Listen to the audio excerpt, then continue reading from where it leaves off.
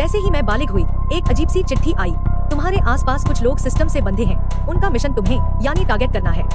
364 दिन के भीतर इन सबको पहचानो और खुद टारगेट मत बनो, वरना उसी पल मौत। डेडलाइन 364 दिन। शुरू में लगा कोई मजाक है, मैंने तो मजाक में अपनी सबसे करीबी दोस्त से कह भी दिया, तू ही है क्या। अगले ही पल उसकी आंखों में डर और झटका, पंखा टूटकर उसके सिर पर गिर गया, वो वहीं मेरे सामने मर गई। बचपन से सोचा था कि मैं सबकी लाडली हूँ। भाई और माता पिता ने हमेशा प्यार दिया और जिस पर प्यार हुआ वो भी बालिग होने से एक दिन पहले मेरा बॉयफ्रेंड बन गया। पर जब वो अजीब मैसेज आया, मैंने सोचा कोई प्रैंक है, डिलीट कर दिया। अगले दिन सुबह वह संदेश याद आया और हंसी में मैंने दोस्त को चिढ़ाया, तू असली है ना, किसी टास्क पे तो नहीं लगी, छुप मत, तेरा सिस्टम कैसा है दिखा। मुझे लगा वह हमेशा की तरह आंखें घुमाएगी, डांटेगी, मगर उसका चेहरा सफेद, हाथ कांप गया, कटोरी गिर गई। वो डर के मारे बोली, तू कैसे जान गई, कैसे पता चला। मेरी इस दोस्त शियाओ ने इंटर कॉलेज समय मेरे स्कूल में दाखिला लिया था। पहले ही दिन से हर चीज में क्लिक हो गई, फिर कॉलेज में भी साथ रही, कभी अलग ही नहीं हुई। अब उसकी बोलती और डर भरी सूरत ने मुझे भी हिला दिया। अभी तो टास्क पूरा होने को था, अब पकड़ी कैसे गई। उसी पल ब्रेकफास्ट की दुकान में बिना चले हुए सीलिंग फैन का भारी हिस्सा उसके सिर पर गिर गया। भीड़ में सिर्फ वो और मैं थी। मैं तो साइड में थी, मुझे कुछ नहीं हुआ, पर वह खून में नहाई मेरी ओर देखते देखते तड़प कर मर गई। बाहर सब चुप, फिर अफरा तफरी। मैं खून देखती रही, अब समझ आया क्या हुआ। तभी मोबाइल फिर बजा, देखा शेष 6 मौत का टाइमर, 364 दिन। शियाओ की मौत अस्पताल पहुंचने के पहले ही हो गई।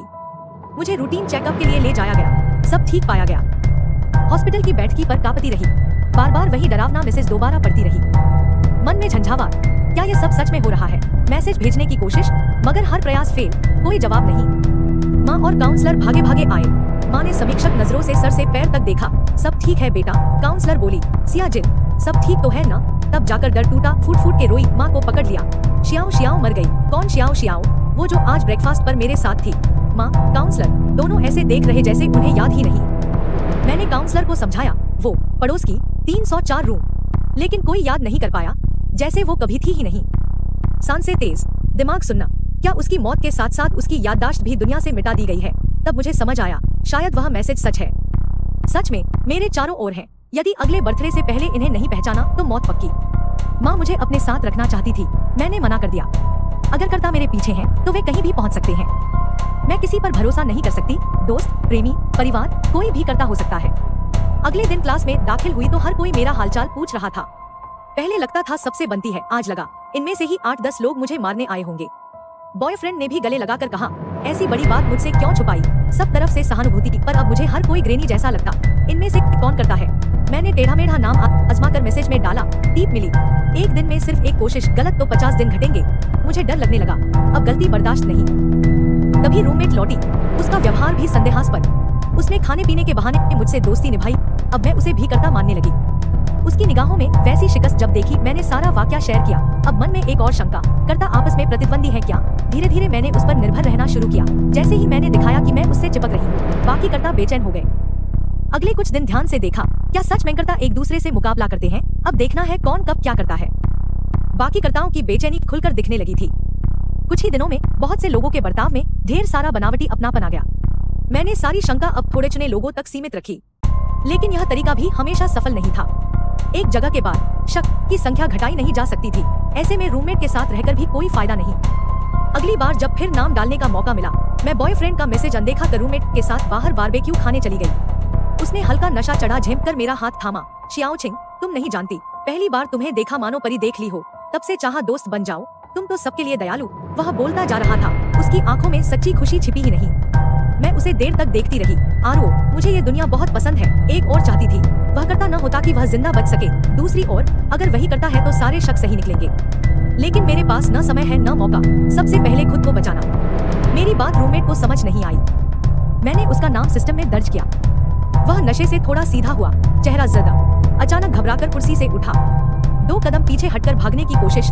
अचानक उसके पाँव के नीचे बोतल घूम गई, वह संभल नहीं पाया, सीधा जाकर काउंटर के पास गिरा।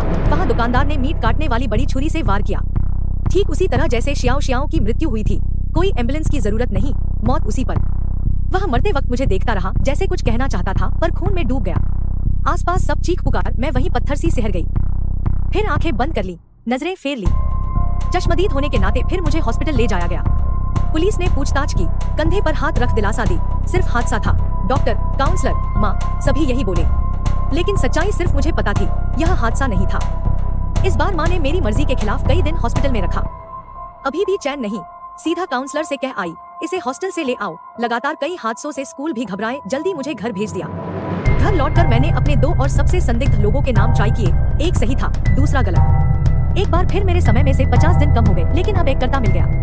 वह मेरा सीनियर था, 2 साल बड़ा, जिसने कभी मुझे प्रपोज किया था। जब मैंने बॉयफ्रेंड बना लिया, वह दोस्त बना रहा, अंधेरे में हमेशा मदद करता रहा। लेकिन यहीं से सुराग रुक गया। महीनों कोशिश के बाद भी बाकी 4 करता नहीं मिले। अब तो उनकी पहचान ही मुश्किल लगती थी। तभी बॉयफ्रेंड का मैसेज, शियाओ छिंग, शायद तुम समझ गई होगी। हाँ, मैं करता हूँ, मिलो मुझसे, मैं एक तरीका बताऊंगा जिससे हम दोनों बच सकते हैं। नीचे गई। वह सिगरेट छोड़ता झट सामने आया। क्या तरीका? हर कर्ता को टास्क मिलते हैं, टास्क पूरी करने पर उनको आइटम्स मिलते हैं। पिछले टास्क के बाद मुझे दूसरी जिंदगी देने वाली वस्तु मिली है।